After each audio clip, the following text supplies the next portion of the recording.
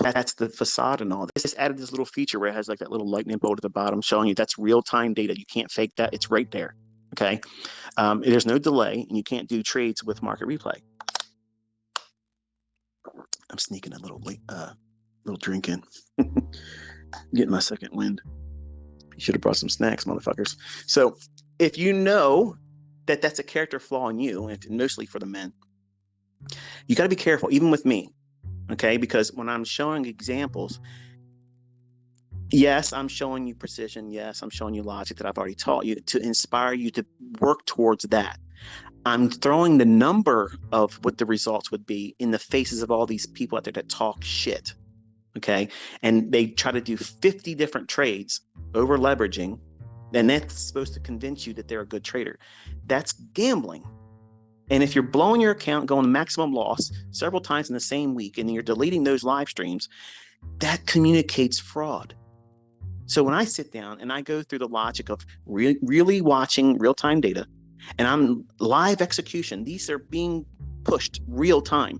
There's no way of faking that. There's no way for me to hide the fact that I'm annotating the chart. I'm typing it out.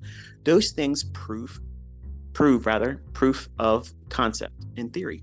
And if these things weren't so, you all would see that. Period. End of story.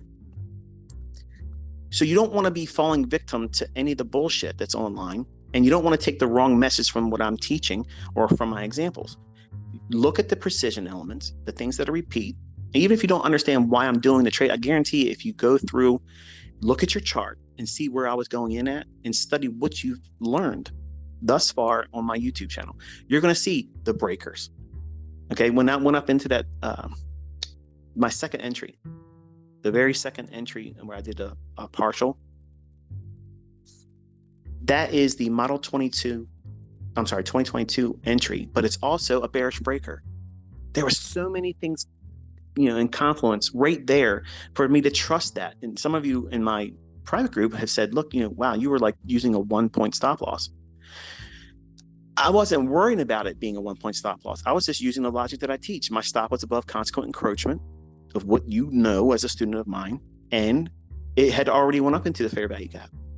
It's just returning back to the bottom of the highest up close candle, which is a bearish order block, but it's also inside the range of a bearish breaker.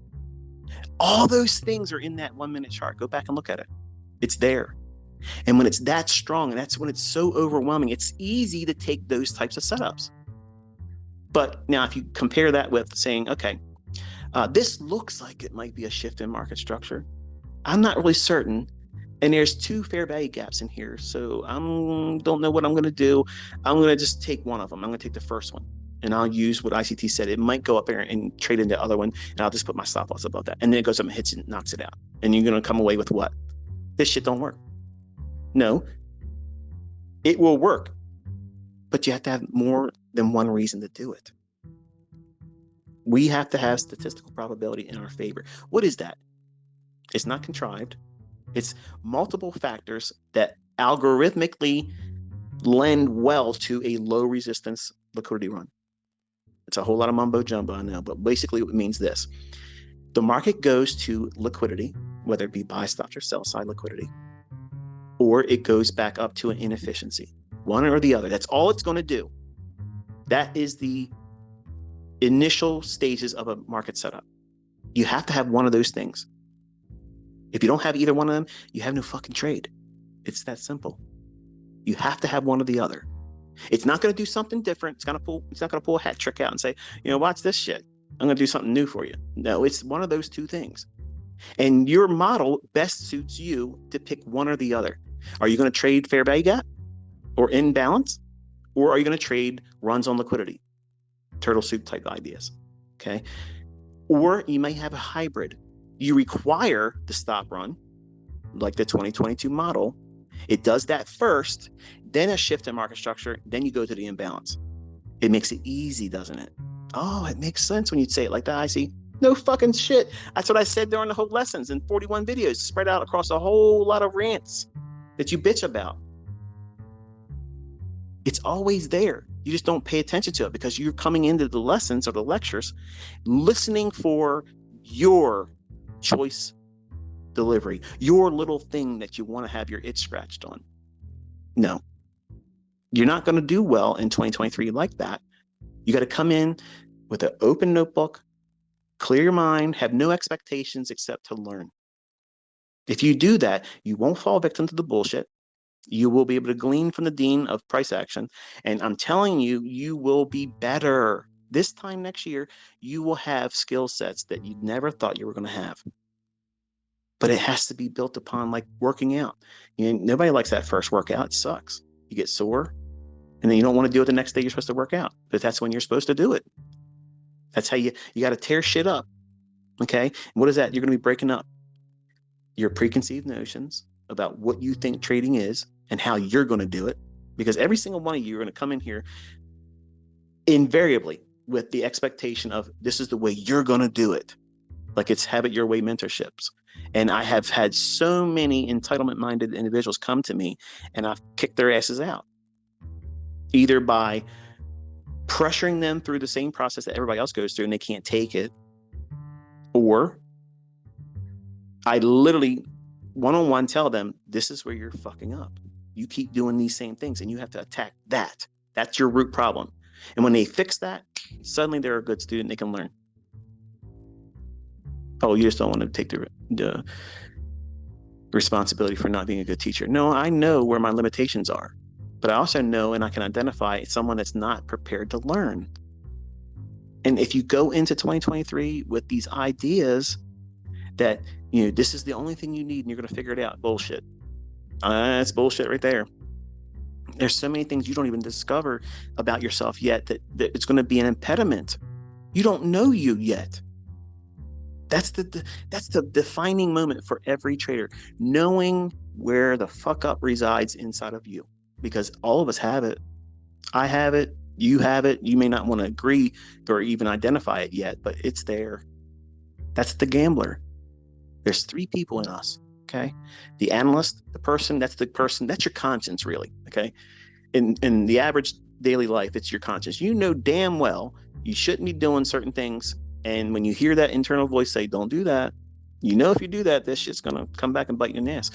But you don't listen to it and you just do it, right? Then what happens? You got repercussions. You have consequences. So you want to listen to the conscience. Now, what's the conscience in a trader? That's the analyst. That's the person that has sound logic. These are the rules. You have to stick to them. Okay. The trader is the individual inside you that trusts the analyst, that the analyst's logic is the right way of doing it. And then what are the rules? I only engage on these time frames, on this logic, using the insight from the analyst because I trust the analyst. And then you have Rodney Dangerfield, okay? The gambler in all of us, the person that just says, you know what? I haven't been respected enough today. I got to go out here and lose some fucking money. I got to be recognized. I got to go out here and do something today to put myself on the map. I got to go out here and do max daily loss in my dormant account. Okay, you got to be a gambler. That gambler shit doesn't make a career. It ends them. It defers real growth and learning, and it causes mental anguish that literally can bend and warp you.